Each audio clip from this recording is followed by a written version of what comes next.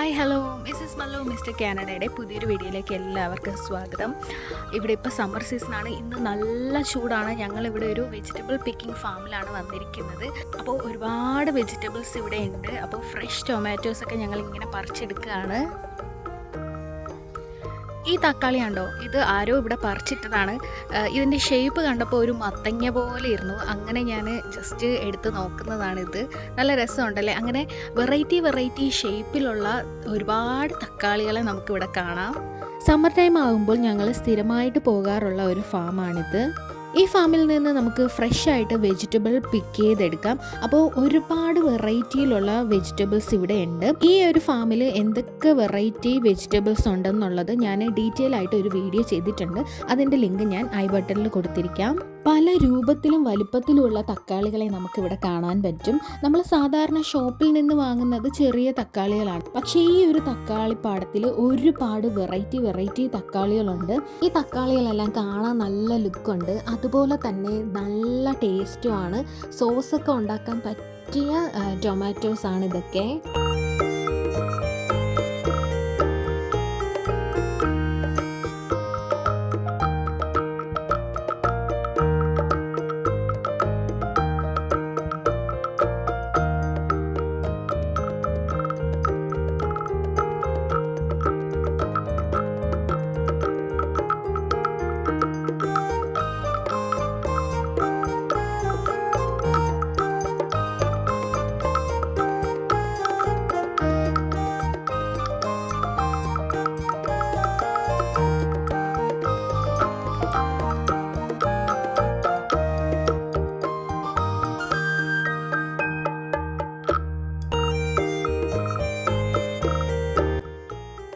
ഈ കാണുന്ന ഫ്രൂട്ടിൻ്റെ പേര് കാൻഡിലോപ്പ് എന്നാണ്. നല്ല സ്വീറ്റ് ആയിട്ടുള്ള ഒരു ഫ്രൂട്ടാണ്.